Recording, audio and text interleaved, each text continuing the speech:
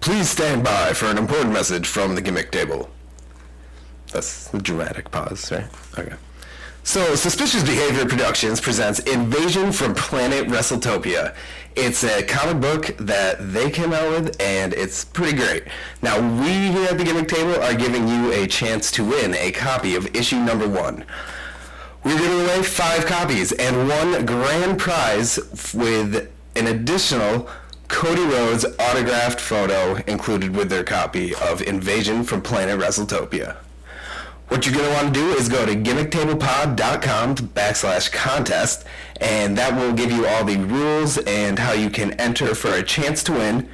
Again, we're giving away 1 grand prize with issue number 1 and a signed autographed picture of Cody Rhodes. And 4 other prizes, you will all win a copy of issue number 1. Again, go to gimmicktablepod.com/contest. This podcast is scheduled for one fall. Whoa, who let you out of the basement? Let me do this. This podcast is scheduled for one fall, and I'm still not reading any of this other crap you wrote, so just click your buttons and start the show. Hello people, and thank you for joining us today on the Gimmick Table. I'm your host Matt. Across from me, the Tangina Barons. To my Craig T. Nelson. He is Bats. This house is clear. Stop, dude. You know Child. during horror movies, I either walk out of the room when anything scary is about to happen. They're here. Stop. All right, guys. We got a wrestling podcast to do. This is not a horror podcast. We're going to be joined soon by our guest, Greywolf. Before we do, we want to mention one last time the Making Towns Classic coming to Nashville, Tennessee this Saturday, May 12th. You're going to get 16 of the best women in professional wrestling. It's 2 shows taking place all in one night with 1 winner leaving with 1 crown. And the prices for these shows definitely a steal. Fortunately at this time, all of the front row is sold out, but you can still get second row, $35 for both show, third row, $25 both show, or general admission for $20 for both shows. Get your tickets today through PayPal at mikehales57gmail.com, or for more information, contact them on Facebook by searching the Making Towns Classic, or on Twitter at the MT Classic. Alright everybody, it's that time again. Best part of the show. Please join us in welcoming to the Gimmick Table. He is Greywolf. How goes it today? Haruph. Very well, my friend. Thank you for having me and inviting me on your program tonight. We're so excited to be here. Actually, I told one of my friends that we were going to have Greywolf on the show. His response, the Viking, you're going to have a wonderful time. So we're so glad to have you here. Excited to have this interview. Indeed. Well, he should have known beforehand, and then he should have brought the mead for me. You know, he should have had the mead and the wenches prepared. I had a really good time tonight. Well, yeah, he really did drop the ball on that one. So, I mean, if you have any plausible punishment that I should pass along to him. I mean, I'm sure I have a blood eagle down the road, so we'll worry about that later. I'm not sort of worried about that right now. All right, we'll save that for another show. You know, maybe when we have him back on, we can bring him on as well, and we can... Speaking of mead real quick, what is your mead of choice? I really like Viking blood in particular because it's a nice spiced meat. It has a really robust flavor to it. It's good, you know, if you have a nice steak or a rack of ribs or lamb, you know, it's really a robust flavor to go along with that. So I really enjoy that. That's my favorite flavor of meat. Also, I like sort of like a very light meat is also a good one. Depending on if I'm just sort of raw and just strolling about and, you know, enjoying my day, that's something I'll have. But if I want to have a really good mead with a good meal, I always do Viking blood. It's my mead of choice. Okay, that does sound good. Have you ever brewed your own mead before? Because I've tried that. I've tried my hand at that. It's not too hard. No, I haven't, though I have looked into several recipes. I do have friends that brew their own mead, quite a few of them actually. I just never sort of got around to doing it myself. Started taking the steps in order to do it, and then just never sort of fell into place. But you're inspiring me just a little bit to maybe go along that path again when I have the opportunity. I mean, it's actually a lot easier than I thought. You just got to get a couple little pieces of equipment real cheap, spend like $5, and you just got to let it sit Isn't the fermenting process it's a couple of months, correct, if I'm not mistaken? Actually, the apple juice, because it's such a high sugar content, it only takes a couple weeks, and then you, rack it, and it takes another couple weeks. Sure, all right. So do you have fresh fruit meals, or what sort of recipes do you prefer? I just went straight up. I did mix a little bit of lambic in with it. I don't know if you ever had that. Don't think I've had that. That's like an open fermented cherry beer. It's really sour and dry. Oh no, I think it's Framboise is the brand. I don't know how to spell that, but it's good. You pick it up at your local beer distributor. That's fantastic. Yeah, we've dabbled in regular beer as well. We made a red Irish ale before. We have a pale ale that we need to make. So we've tried to brew beer. It's fun. The process is really cool. If anybody's partially interested, I say try it. It's really fun. It's like a science experiment. Yeah. So I've heard. I have a few friends also that brew their own beer. They they are involved in brewing all the sorts of different things that they're around. I remember one time I had a friend from Liverpool. He introduced me to his brand of, he called it Hello Kitty beer. It had the Hello Kitty logo on it with the crossed eyes, and I'm like, what am I drinking? But it was actually very, very terrific. Very strong flavor to it. Even though I'm not the biggest beer drinker, I'm more of my mead and my whiskey is what I enjoy. Nice. But once in a while I'll have a beer ale. Yeah, if you like mead, then I think some lambic is right up your alley.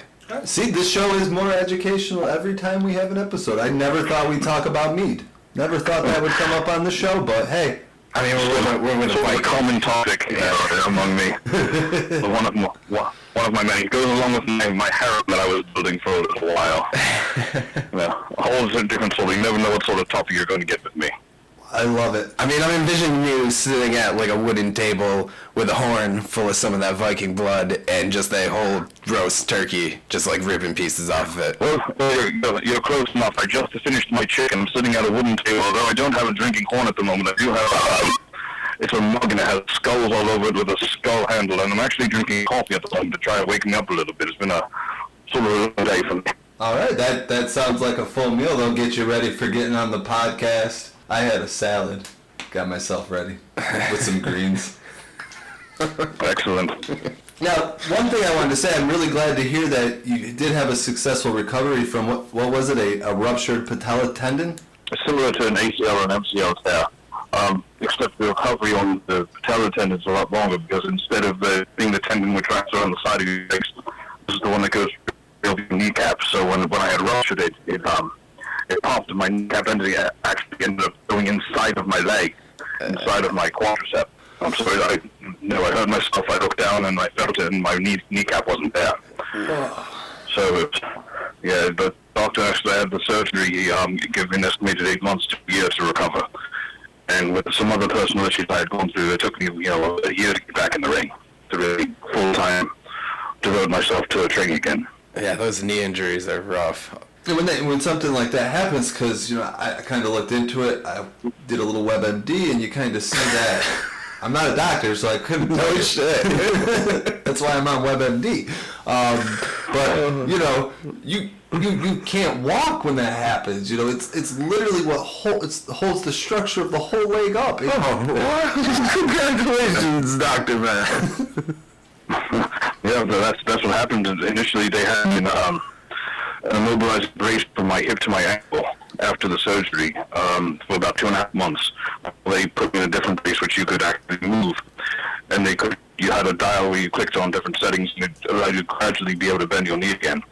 The strength was I can actually put pressure on the leg as long as I wasn't bending my knee, because all the construction in the knee where they drilled the wire through my kneecap, as long as I didn't bend that, I was fine.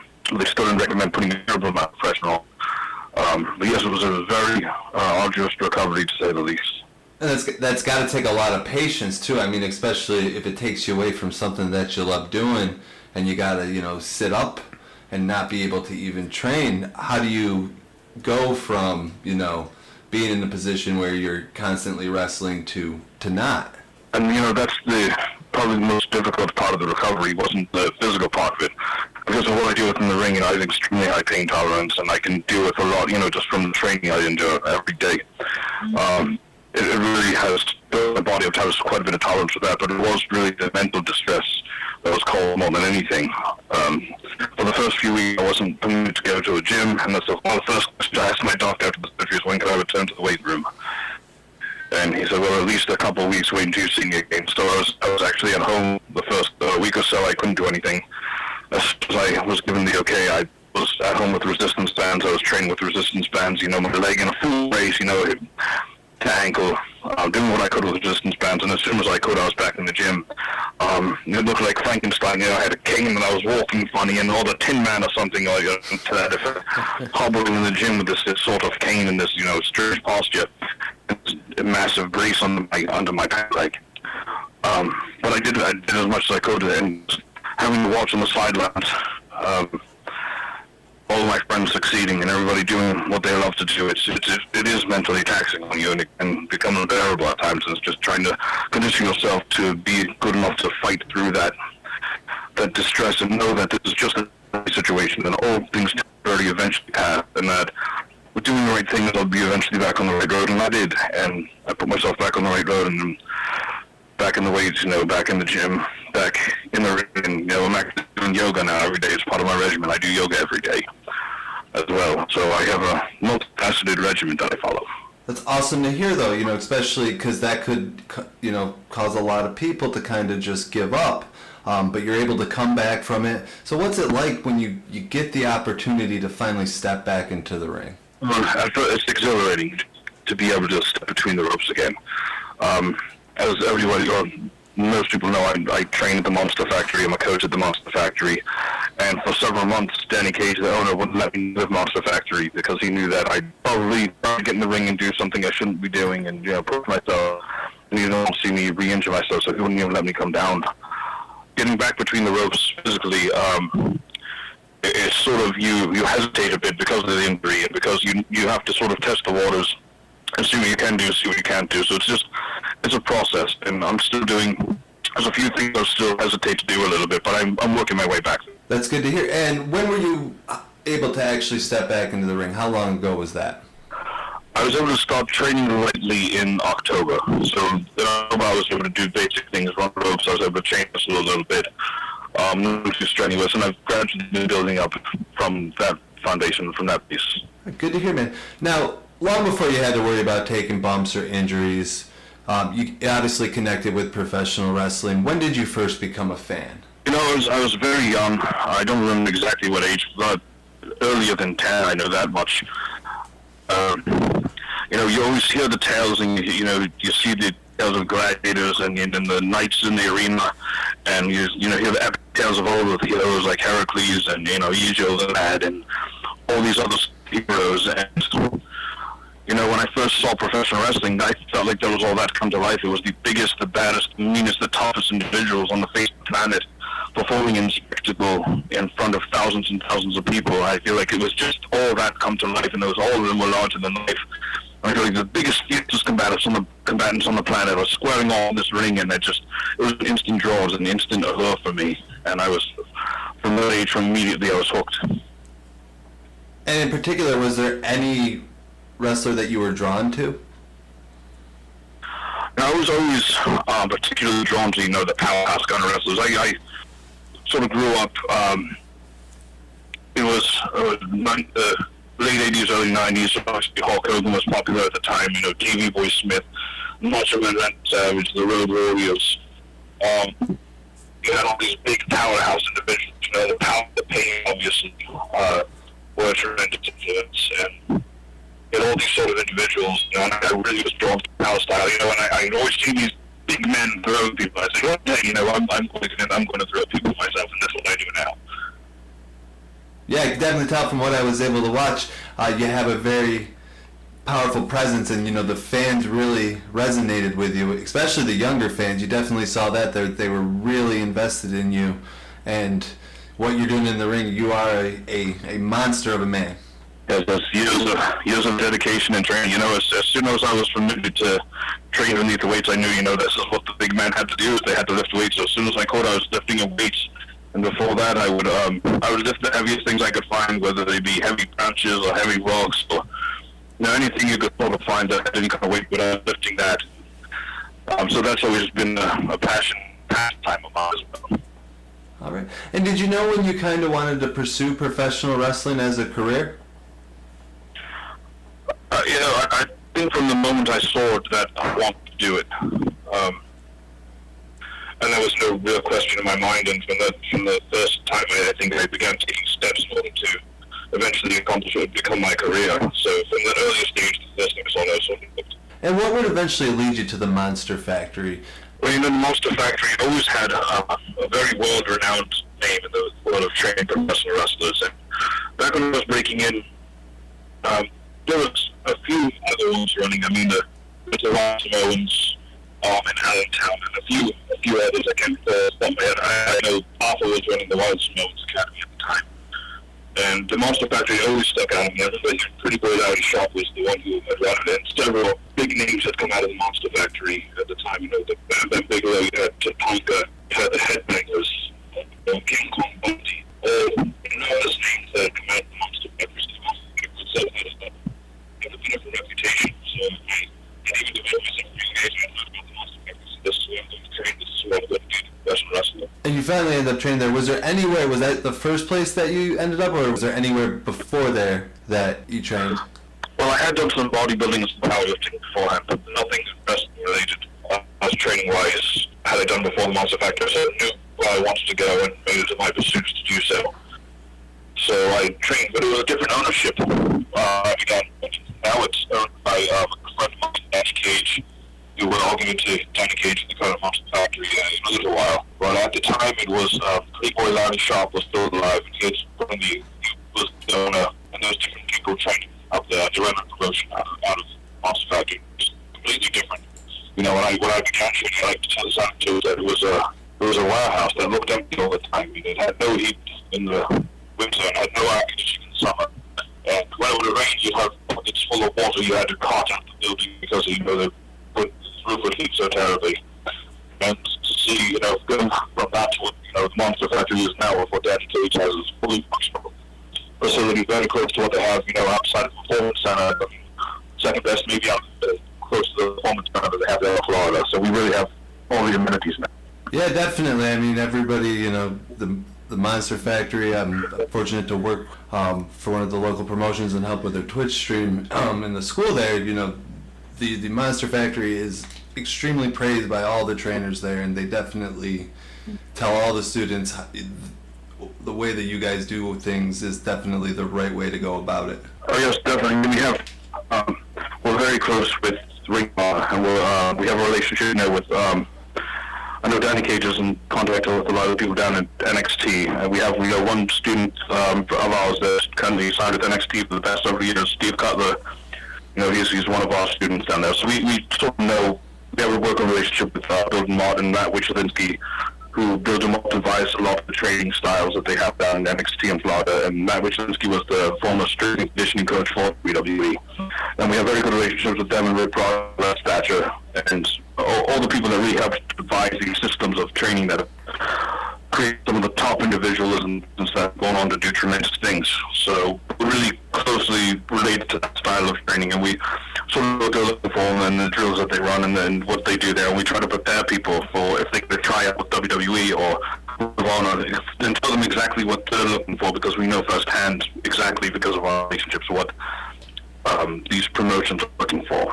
So we try to guide people in those on the right path in those situations. And it's good that things like that exist, places like that exist, because with some of the individuals that we've had the opportunity to speak with, they have kind of shed light on some of the horror stories, they've faced, in search of a good school and a credible place to train. And there's just so many out there. I don't like to talk about the bad in professional wrestling. I don't like to talk about the bad in anything. But you do have to watch out for where you go and what you do. There are so many good places out there now too, and so many beautiful trainers. You just have to keep your eyes open and do a little bit of research before you commit to any sort of school or academy, because there are a lot of fly-by-nights and a lot of people out there who shouldn't be training people one bit. And I would always give my personal, honest recommend to anyone if they ask me a question about such and such trainer or facility. There's several that I would put over. As I said before, the Wild Moments is another great place to go in the local tri-state area. Also, Ring of Honor Dojo is over in Bristol, in Pennsylvania. Another good one is Mark and Troy Mess run the dungeon. I can't remember exactly which town it is out in Pennsylvania, but they're about mid-Pennsylvania area. So many good ones around here, and so many beautiful trainers. So I just wanted to point some in with somebody who's reputable, and obviously the Monster Factory if you wanted to, to refine your craft, or if you just basically want to learn, we'd be the place to come also. Right, and you bring up a good point. Do your research. Everybody has a phone in their pocket. You can pop on Google, look someplace up, go into some forums, some message boards, check out some videos on YouTube. Do your research before you commit to something. I feel so many people take it for granted that the time we're living in, the opportunities available, that just the person who's running, you can summon up any sort of information you want. I mean, years ago, you had to know someone, and jump through hoops and break through barriers in order to just establish that you had an interest in professional wrestling and might be able to join. I mean, I've heard stories from veterans years ago where you had to earn your way into the business. You couldn't just Google a wrestling school and then give them a few dollars and sign up. It wasn't like that. So now people are very fortunate in so many different ways because of the exposure that we have, and because of the internet, and because of the internet connectivity that we have with different communities that just didn't exist even a decade ago. Yeah, it just helps build that giant network. We kind of talked about training in general, but how have you, for yourself, kind of honed your own in-ring abilities? I tell this to a lot of my students also. Learn from as many people as you can. Always keep your ears open, and always be willing to adjust and refine your craft. I was fortunate enough to train, I guess, with people from the very old school, where we were just, kept in two separate locker rooms. We weren't allowed to discuss anything before a match. We had to go out and wrestle. And we were running every week. So every week you'd have at least one match where you were not discussing anything. You'd go out and wrestle. So I was able to, excuse me, when I was able to break in, that's the style I was trained in. So many people under whom I've been fortunate to just share a locker room or a dinner table or share a car ride, where you would just talk, and or also being in the ring with certain veterans and just learning. But that's definitely a good point. Now you have one side of the puzzle, which is the in-ring ability, but you also have developing the gimmick. And again, from what I got to see from you, you kind of exemplified the whole idea of larger-than-life character, which I can really appreciate. So how do you go about building your promo skills, as well as having the confidence to kind of speak in front of an entire crowd? Yes. Repetition is the mother of skill, is what they say. And to develop confidence in anything, it's repetition. And I tell my students all the time that, if you want to get good at anything, you just have to do 1,000 of them. And it's sort of fun to be able to watch, students come in and barely be able to, talk, and they're stumbling over their own words, and they can't think of anything to say. And to see them develop the skill through just practice and critique and just refining their ability, then eventually through that repetition, they develop this confidence. So before, where they're so timid and won't even speak, now they can go in and they can own a room. And I've seen it happen. Someone who can't even talk, and then they eventually train themselves to be able to turn on that light switch. And once they turn on that light switch, boom, they become a different person. And then it's just being able to exude that confidence and draw from within and just project. And it just comes with hours and hours of repetition. Some people are more naturally inclined towards it. Some people, talking is very easy. Others, it's a little more difficult. So it's really depending upon the person. Me, again, it's the same thing I just referred to as just hours and hours of practice. Fortunately, when I was coming up, we would do birthday parties for children, and I would just walk, through the duration of these birthday parties, and it would be for hours and hours on end, and then I'll be cutting promos in the car, cutting promos in the shower, cutting promos, wherever you go, you're establishing this ability to express yourself verbally through that medium. Yeah, for a lot of people, I think the biggest problem is kind of, putting yourself out there and not actually committing to doing it every single day. And anything you really do in life, if you want to be good at something, like you said, you have to do it over and over again and really hone the craft. Yes, the anecdote is that in order to master something, it requires, I think, 10,000 hours of practice. So for those who are listening out there who have only a couple of thousand hours of promo work in, or even a couple of hundred hours of promo work in, it's time to start practicing the way to get your craft is to do it over and over and over again, and under the scrutiny of the right eyes, because you always want the right people watching so they critique you, so you don't develop bad habits also. Yeah, and I think you're right there. The 10,000 hours, that's like a scientific thing. Like that makes you an expert at something is 10,000 hours of experience of it. Exactly. Like you said, get out there and keep doing it. 'Cause got a ways to go. So by that logic, we got about 10,000. We got like 9,000 plus more. We will episodes. never be experts at this. Never. But hey, it's Surprise yourself. hey, but it's a fun time. You know, you learn some. Even with this, we've learned some stuff about ourselves that we didn't think we'd actually ever be able to do. We didn't think we'd actually ever pull this off, even for as long as we did. Are we pulling it off? Is that what we're calling it? Yeah. Okay. And I think that's with anything. Sometimes you second guess yourself and you think too much. We're in such an interesting age that we've never before seen, throughout the millennia, with there's so many constant diversions and distractions because of technological advances and the interrelationships of people with technology and sort of things. But if you look and harken back even to a century or two before, look at the classical masters of any facet, look at the classical carvers, the sculptors, the musicians, the writers, the poets, any sort of person, even from a couple hundred years ago, because they had so much time. They didn't have the distraction that's what they used to distract themselves, that they would fully immerse themselves in their craft and fully immerse themselves in getting better at what they were doing. And through hours and hours, listen to a Beethoven composition, or read the writing of Shakespeare, and you'll see the devotion to which these people had to the craft, and it was just from putting in the hours, and that's just how you become good. Even if you look back, I used the wrestling world, to some of the greats from even 30 years ago. You had the people that it was a different business. It wasn't you had a lot of people that'll work once a week and not train, and it's sort of it's just big. I feel when the territories were alive, you had guys working 4 or 5 nights a week in different towns, working with the same people, so they were really, really getting reps in and really just devoting themselves to the craft in a way. I think that it's starting to come back to you. You sort of have that ability to do that because of so many different promotions running, and us being fortunate to be doing time in wrestling. But for years, you really hadn't seen it. So you think back to the territory days, and that they got so good is just doing it over and over and over again. Yeah, and so Matt, you hear that? Someday we can be the Shakespeares of podcasting. You can. Yeah. Yeah. Greywolf has faith in us. To be fair, those guys literally had nothing else to do and could live on nothing. Well, Matt, I think it's time to quit our jobs and do this 24 hours a day. I don't know. But also remember, my faith is completely irrelevant. It's all about the faith that you have in yourself. I have faith that I will do what I need to do. That is my life's motto.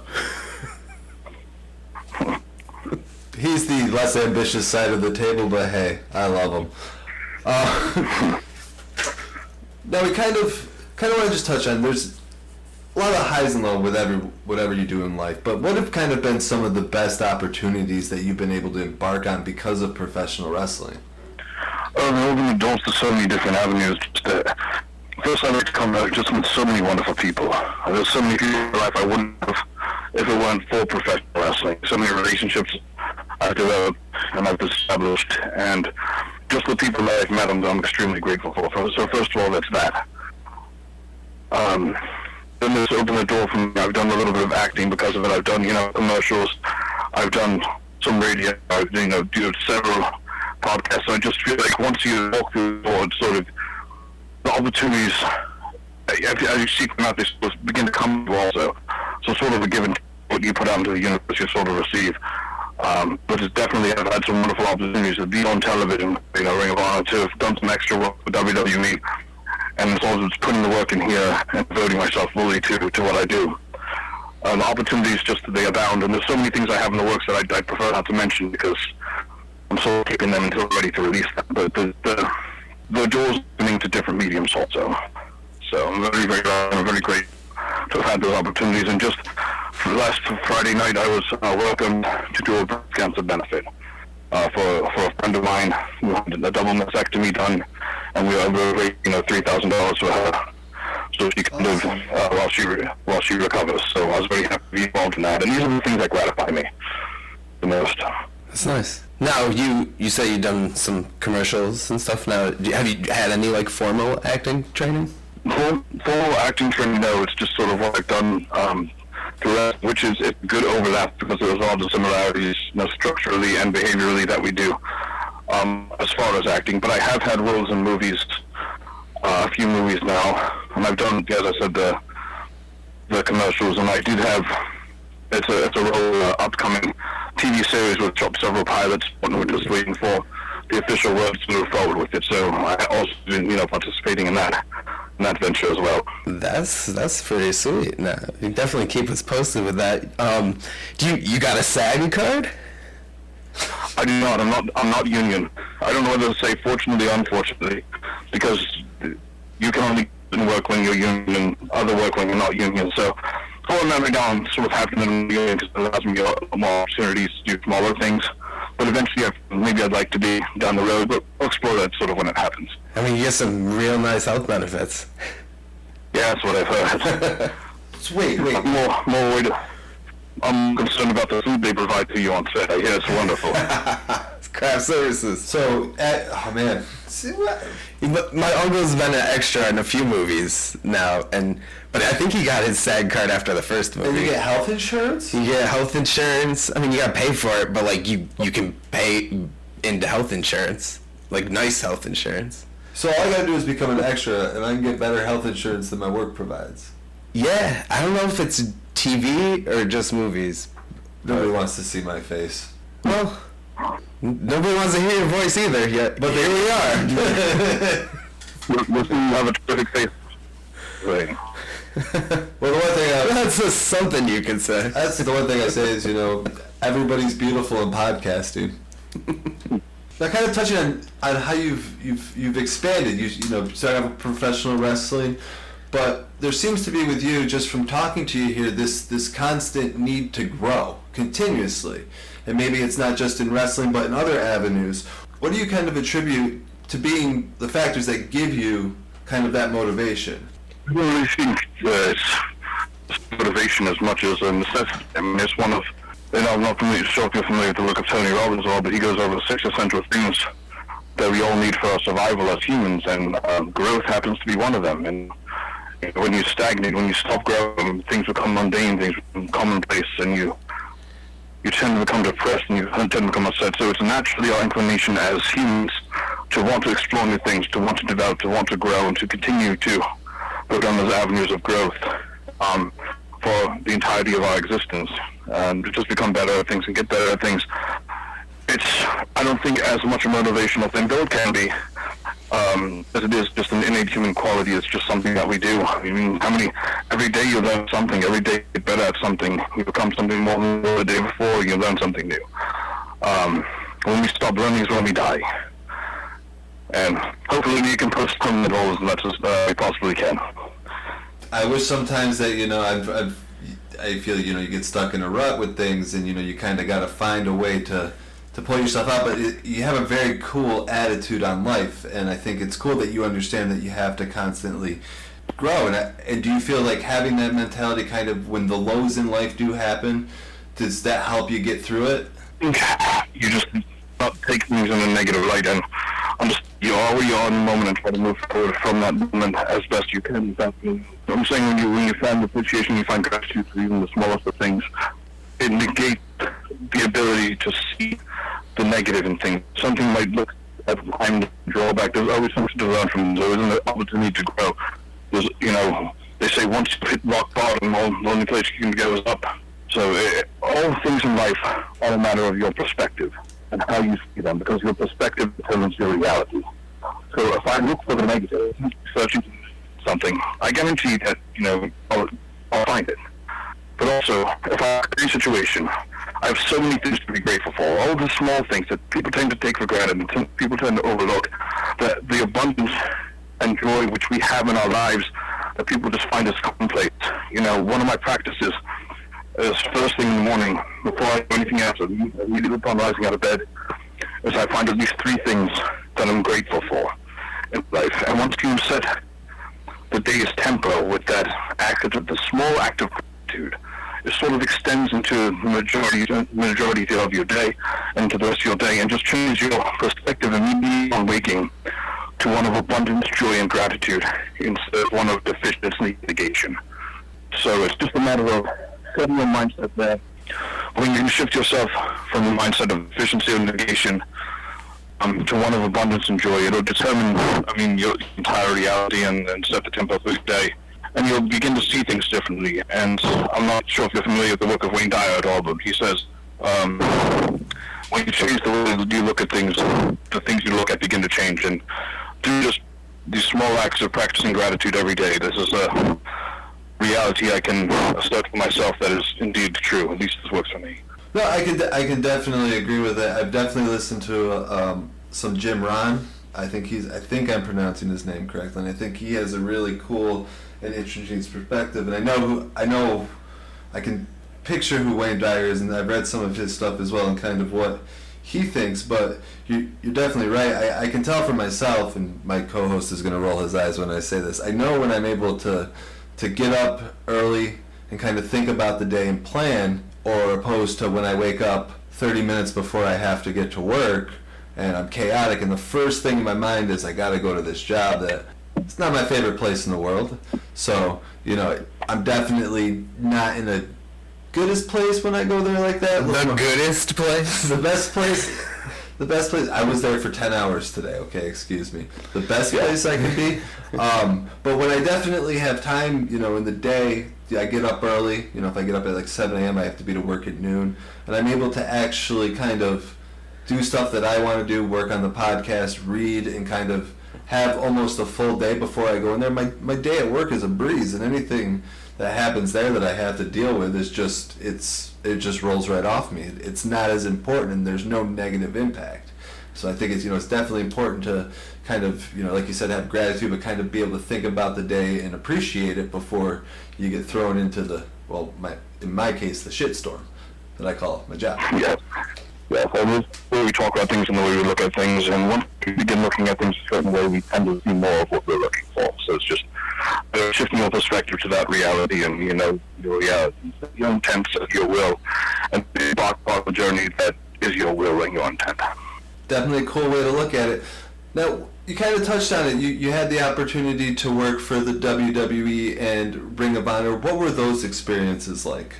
A small pool a few years back, just as an extra for Adam, he was doing his Rosebud thing, so it was just interesting to be in the locker room there and to experience the television and the tapings and everything that went on, the chaos that was Monday Night Raw and SmackDown, and it was very interesting, very humbling to have been a part of that. And I can't say enough about the catering there. They cook all day, so when you go, you can go to catering throughout the day, and they have everything you could possibly imagine in the catering hall. As far as Ring of Honor, I'm very grateful for that opportunity. The opportunities I had just working in a tag team on Ring of Honor, having worked on national television wrestling against the Briscoe brothers, one of the top tag teams in the world. Also against Artie Evans and against Moose, and I say good things about the Ring of Honor family because they are like a family that has a very positive environment, and it's very good to be around. The Ring of Honor crew and everybody involved. So I have nothing but good things about the Ring of Honor experience. That's great to hear. Definitely, you seem to be somebody who you get the opportunity, the door opens, and if you feel it's a good opportunity, you're willing to take it. And you've kind of taken, looking at it, you really take this mentality, it seems, and you apply it to being a coach, for younger folks that, want to become wrestlers. Why did you feel coaching was something that you wanted to do? Coaching was sort of inadvertent. It wasn't a deliberate thing I had done. It sort of happened through cause and effect. I had always been good at teaching other people how to do things and showing in proper form and just sort of this. So it always sort of helped, the younger generation that were coming up. What had happened at the time at the Monster Factory, it was the coaches there were William Wiles, the Bellini, QT Marshall, and Punishment, along with Danny Cage as the head coach. And the two main coaches at the time were, Danny being the main one, were QT Marshall and Punishment Martinez, who were fairly regularly. Now, QT Marshall hurt himself and he required neck surgery. And Danny was a little overwhelmed at the time, and I'd been helping him a bit anyway. So I'm just helping with some of the students. I told them, look, Danny, you're going to need somebody to help you. And QT can't do it, and I'll step up and I'll help you as best I can to the best of my ability. So I stepped up and just started coaching some of the newest students part-time. And it's sort of evolved into me helping a lot more. And now I'm there, at least once a week, since I'm able to come back to the Monster Factory. I'm there once a week at least, and I help at the camps, and I help them in any way that I can, and I'm very proud to be a coach there. And so it wasn't sort of something deliberate that I did, it was more something that sort of happened, and now I couldn't see myself not doing it, because I enjoy it so much, and I enjoy seeing the students not only come into their own, but begin to thrive as professional wrestlers, and develop themselves as athletes, and develop their own brands, and market themselves, and integral in that, and have a part in helping them become who they were, or who they are going to become. There's nothing sort of more gratifying than that, and it makes you feel really good that you can be a part of that for them. Definitely. I mean, it's got to be rewarding, giving back to something that you love, and make sure that, the next generation of wrestlers that are coming through, that they're doing the right things, that they have the right attitudes, that they're being positive, and that they're creating good work environments for whatever promotion they may end up working for. Oh yes, definitely, and just look at some of the people who have been mentors for me that have helped me out along the way. Mark West and Troy West and Rock and Rebel and Tom Brandy and actor Lawton Balls Mahoney.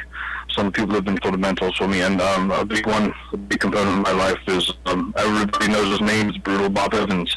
The Hangtooth Bob seminars. Everybody knows the Hangtooth Bob. I've done a ton of Hangtooth Bob seminars, and there's a reason for it, because he's a remarkable individual on so many levels and so many ways, and I know the impact he's had directly on my life. And then he would do seminars with Kevin Kelly a few years back, and I remember doing a few of those seminars together, and just the impact collectively they had on me. And I feel if I could take that and the knowledge I've obtained throughout the years, and I could give that back, they've given it to me and touched lives the way they have, and they've given me that gift. If I could take that gift and I can pass it along to the next generation, I'd be absolutely happy to do so. Definitely paying it forward is definitely a good way, a good perspective to have. Is what's kind of the advice that you give when you're talking to somebody who's stepping into the facility for like the very first time? It's what I've had told to me. Is keep your ears open, keep your mouth shut, be willing to learn, be willing to listen. The chat next to the veterans and be willing to just listen, hear what they have to say, and don't say anything in return, and just take in as much as you can. You're going to have long hours, you're going to have early mornings, your body's going to hurt, you're going to want to quit. Don't, because this business is worth everything you put into it, and ultimately what you get out of it is what you put into it. So invest in yourselves as much as you can, get in the gym, get good gear, get trained, proper individual, and don't quit because this business is worth it. That's a great way to look at it. And when it's all said and done, what kind of do you want to be your contribution to professional wrestling? Something I really hadn't thought about. I just sort of, I do what I do and contribute, and I'd like to, as I said, I'd like to give back to the other students. I'd love to give back to the business as much as it's given to me. As far as what am I going to be remembered for, I don't know. I throw people quite a bit. I kick people, I punch people, I say Haruph. I don't know. I really don't. Something I really haven't thought about. People can remember me for having done good things and helping them along the way. That's significant for me. Well, I mean, first of all, you're a pretty memorable looking guy, because you're pretty large. And number two, I mean, just coaching in itself, that's giving back to the sport. I mean, perpetuating the whole system, like we said, of, doing everything the correct way and learning everything you need to learn to succeed. That in itself is the most you can really give back to it, and, you're doing it. I'm just happy to be part of it.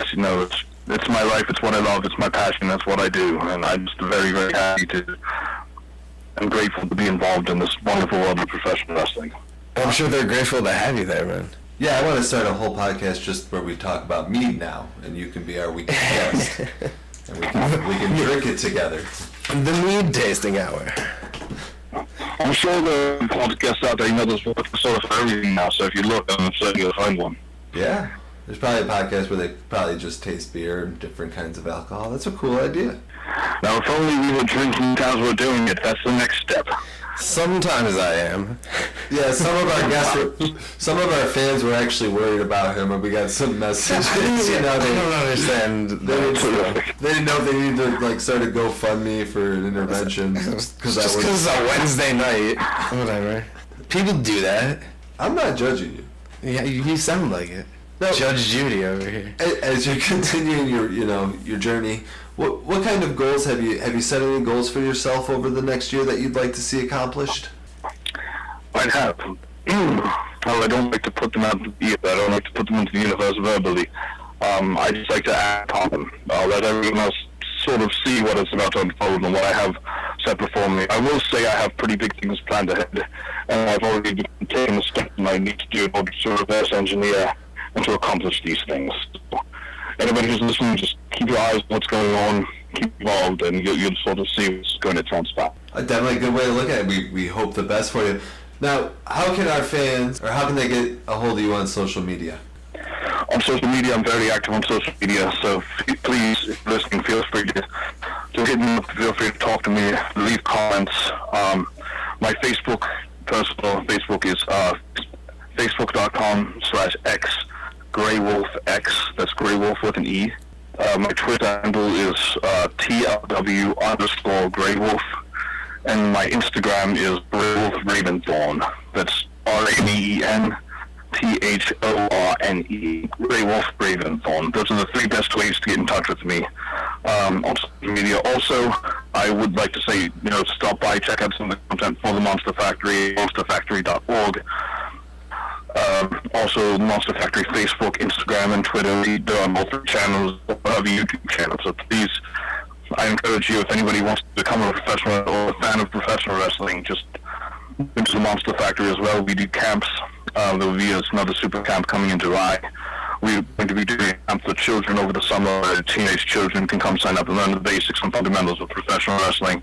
We host birthday parties, so just we do things over at the Monster Factory. I'm very heavily involved over there, so please check those pages out as well. Also, I will be having a website coming soon. It's currently under construction.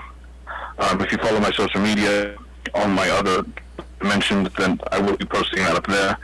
Also, I've begun releasing a motivational newsletter once a week on Sundays. If you'd like to sign up, it's tinyletter.com/Haruph. I know that's a mouthful. Let me spell it out for you. tinyletter.com/HARUPH.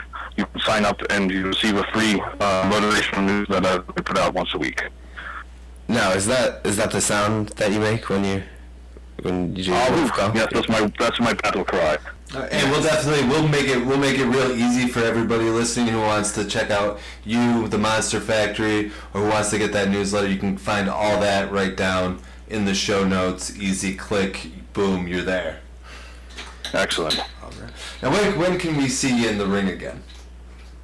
When can you see me ring again? All this month I've got things coming up. I've got WBWA in West Virginia on the 12th. I've got SCWA heavyweight title match against Stan Styles on the 13th, and also again in West Virginia.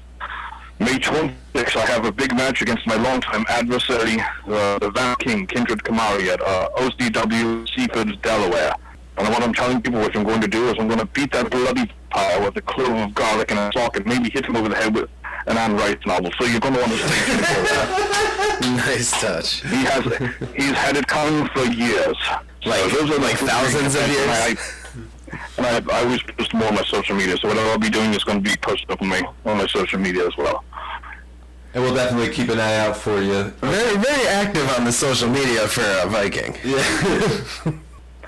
It's all part of what you have to do nowadays. It's all part of the business, and a lot of kids don't understand that. And we will definitely make sure, anything you want to tag us in, feel free. We'll definitely keep an eye on all your pages as well. make sure we're retweeting for you as much as that we can.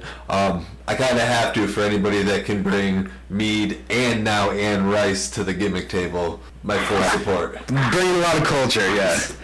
Expanding our horizons. This is the part of the show we unhinge the Gimmick Table, so to speak, and I let him take over, uncuffed, and do his thing. I apologize in advance, as I do to every guest. All right, what have we got to do? Well, obviously, you're a Viking, and I've been playing a lot of God of War lately, because that just came out. That's a great video game. I don't know if you know anything about that, but... Yeah, I remember because I've been taking a few things because of it. So I figure, why not go through a few of these Norse gods, and we'll have you since you're pretty well known in the business. Well, since you know a lot of people in the business, this should be pretty nice. You can go pretty deep on your name card here and pick out some names for these Norse gods. That was like really cryptic. I don't know if you got what I said. I'm sorry. I'm sorry. What do you want me to do? So I'll pick a god, and then you can say like one of your buddies from the industry, that who you think envelops. What's the word I'm looking for here? Like a word association sort of game? Yeah, like who would be this guy? Like Odin, obviously, he's the father. So who's your mentor? Who's your Odin character? But also kind of maybe a bad seed. Sure. I get it. Okay, sure. This should be fun. All right, so we'll start with Odin. We'll start with Odin. There you go. Start with Odin. The God of Wisdom, obviously I have to go with Thatcher. Hands down, you ask him a question, he could go on for hours, and then, a full story and history of people you've never even heard of. One of the most remarkable minds and most experienced people in the business, easily. There you go. That's perfect. So you got this game already. You know exactly what. All right. Obvious follow-up question is Thor. God of Thunder. Who would be the one to wield the mighty hammer? Yeah, who's swinging it? These are questions I never had to think of. Who would be the one to... Who don't you want to get hit by? There you go. Who don't you specifically want to get hit? Well, I've got hit by almost everyone. I'll say, if anybody rocked Bevel, because if you've ever been on the receiving end of one of his chops, you know exactly what I was talking about. All right. Well, that's it. So, who's the more crafty trickster guy? And that's the Loki. I'm trying to think of someone who plays a lot of ribs on people. Which name would come to my head? This is a difficult game putting on the spot here. I have to think. That is a good question indeed. Now, I'll have to come back to that. I can't think of anyone off the top of my head who I'll get, okay, I've got somebody. Who would be Loki? Andrew Anderson. He's the prankster. Oh, he definitely likes to rib people. He likes to play pranks on people. I could go into one detail of one, but it's a little not PG and probably not appropriate for anyone's program. But he's quite the jokester and quite the trickster. Yeah, I think of it. Everybody has that one friend. Well, all right. So, who's like the more evil guy? Balder. I don't know specifically if that's real, but I'm going by the God of War character. He's the antagonist in that. So, who is your antagonist? Who's my antagonist?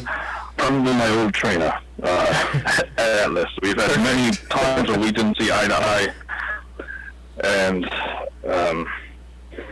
many times we almost had it out with each other. So that would probably have to be the person.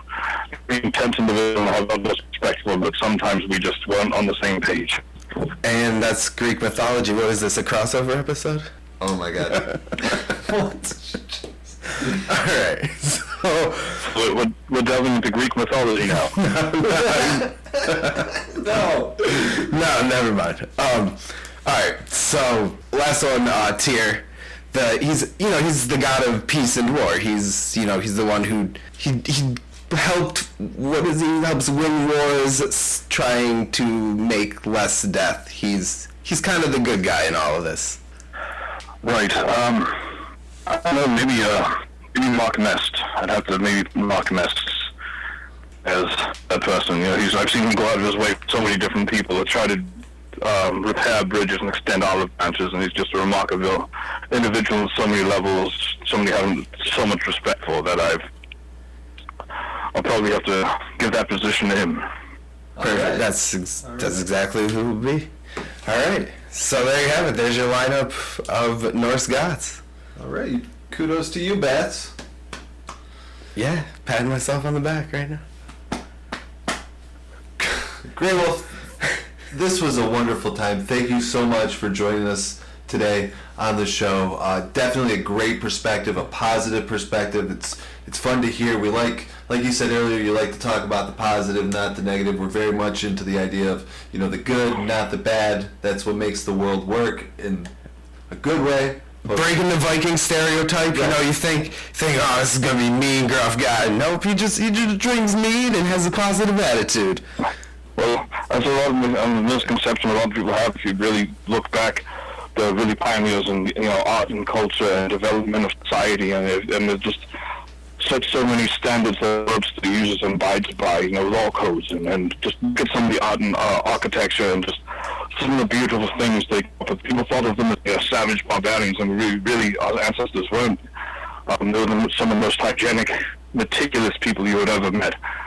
And there's just a lot of negativity surrounding folklore and culture. So I'm glad to, break some of these stereotypes open. Definitely, and Matt, you forgot to add very philosophic on this episode. Yes, this is a very philosophical episode, a thinker for all our listeners out there, and we appreciate you bringing your perspectives to the show and sharing them with us. It was a great lesson for us today. Thank you, and it was great to be on, and again, thank you so much for having me. Before I depart, I always do this. I have to get a war cry out of each. So each of you, I need a Haruph. All right, Matt, you go first. Haruph! Haruph! Good, there we go. I knew this was coming. I feel so powerful right now. I'm gonna kick your ass, dude. He wants to fight me now. Thanks, Greywolf. All right, everybody, I was able to prevent Bats from putting me in a chokehold. And that's our show. You didn't prevent me, I just didn't do it. Whatever you think, dude. I stopped you with my vegan strength. But that's our show, people. Thank you to Greywolf for joining us. We had a lot of fun today. Thank you for listening. We appreciate you tuning in every week. Without you, the show wouldn't be possible. Make sure you subscribe to the show on iTunes, Stitcher, Google Play, iHeartRadio, YouTube, or wherever you get your podcasting fix from. You can also interact with us on social media. We can be found on Twitter at @Gimmick_Table. We're also on Facebook and Instagram. Just search the Gimmick Table Wrestling Podcast. And don't forget about GimmickTablePod.com for all our interviews, cover arts, and our current May contest where you can be our grand prize winner and win a copy of Invasion from Planet WrestleTopia, issue number 1, and a 8x10 autograph photograph of Cody Rhodes. 4 other winners will get a copy of issue 1 of Invasion from Planet WrestleTopia. And Bats, since you are the #1 fan of all other podcasts in the PWO, we all know this to be true based on how much love that you give them, why don't you go ahead and give them a shout out this week? Alright, everybody, we got the WNA podcast, Ruptured Wrestling, Smart Spot podcast, Boy Meets World, and the Broadcast. I'm just going to list them all there. There's no particular order. I don't like anyone better than the other. They're just out there. You just read them in the order that they were listed in. And what does WNA podcast stand for? We know a lot. A lot, or is it all? All? We know. Do you really want to give, maybe Cliff, but do you really want to give Rob that kind of credit that he knows all? Are you sure you want to put those words on the air? Because it is still possible to edit it, dude. I mean, I really don't. Dude, you're out of control. You are out of control. Okay. This just sounded like a pretty fucked up party. Alright guys, that's the show. The party's over. Thank you for listening. We'll see you next week. Yeah, but also, hey, if you can't get enough of us, check out our Twitch stream. Oh god. We play some video games. World's Worst Gamers. Yeah, you can find it. You'll find it on the Twitter. We're not gonna advertise. Say goodbye, Bats. Say goodbye.